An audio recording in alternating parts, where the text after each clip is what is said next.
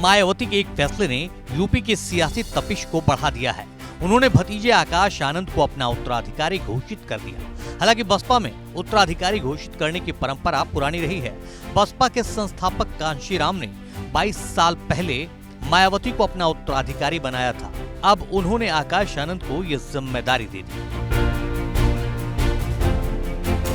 अब से ठीक 22 साल पहले तत्कालीन पार्टी प्रमुख कांशीराम ने मायावती को अपना उत्तराधिकारी घोषित किया था। उन्होंने भी लखनऊ में एक सभा में मंच से इसका ऐलान किया था। उस समय खासी राजनीतिक हलचल मची थी। कांशीराम के फैसले पर सवाल उठाए गए थे, लेकिन कांशीराम ने मायावती की प्रतिभा को देखते हुए उन्हें ये पद देने का ऐलान किया था। इस घोषणा के करीब 6 साल बाद 2007 में मायावती पूर्ण बहुमत की सरकार यूपी में बनाने में कामयाब हुई। कांशीराम ही मायावती को राजनीति में लाए थे।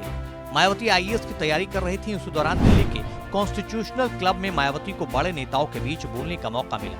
उन्होंने तत्कालीन स्वास्थ्य मंत्री राजनारायण पर हमला बोला। राजनारायण दलितों को हरिजन कहकर संबोधित कर रहे थे। मायावती ने कहा कि आप हमें हरिजन कहकर अपमानित कर रहे हैं। कांशीराम ने जब ये बात सुनी तो वो मायावती के घर पहुंच गए।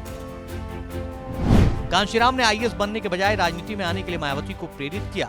1984 में बसपा बनने पर उसमें शामिल हुई और उसी साल पहला लोकसभा चुनाव कैराना से लड़ा। पहली बार 1989 में वो सांसद बनी। इसके बाद वो 4 बार यूपी के मुख्यमंत्री भी रही। उत्तराधिकारी बनने की कहानी 15 दिसंबर 2001 की है। लखनऊ में एक सभा में कांशीराम ने कहा कि मैं काफी समय से यूपी कम आ पा रहा हूं, लेकिन खुशी की बात यह है कि मेरी इस गैर हाजिरी को कुमारी मायावती ने मुझे महसूस नहीं होने दिया। ये कहकर उन्होंने मायावती को अपना उत्तराधिकारी घोषित कर दिया। यह ऐसा वक्त था जब पार्टी संघर्ष के दौर से गुजर रही थी और 2002 के विधानसभा चुनाव होने वाले थे।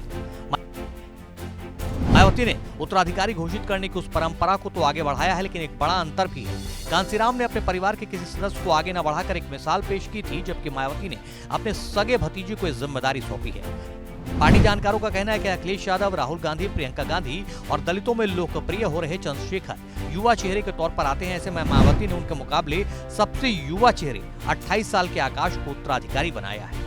युवाओं में पकड़ बनाकर वो पार्टी को आगे बढ़ा सकते हैं। उत्तराधिकारी बनने के बाद आकाश के सामने कई चुनौतियां भी हैं। सबसे बड़ी चुनौती यह है कि मायावती जिस तरह कठिन परिस्थितियों से पार्टी को निकाल कर लाई थी, क्या वो ऐसा करिश्मा कर पाएंगे? युवा को जोड़ने के साथ वरिष्ठों के साथ तालमेल बैठाकर कैसे पार्टी को आगे ले जाएंगे? पार्टी ने उनको लगातार बड़ी जिम्मेदारियां दी, लेकिन अब तक वो कुछ खास चमत्कार नहीं कर पाए हैं। लोकसभा चुनाव से पहले देश भर में संगठन की जिम्मेदारी उनको दी गई है। बेहतर नतीजों के जरिए उत्तराधिकारी की जिम्मेदारी पर उन्हें खरा उतरना होगा। अगर वे संगठन पर पकड़ बनाने में मजबूत हुए तो उन्हें भी मायावती की तरह बड़ी सफलता मिल सकती है।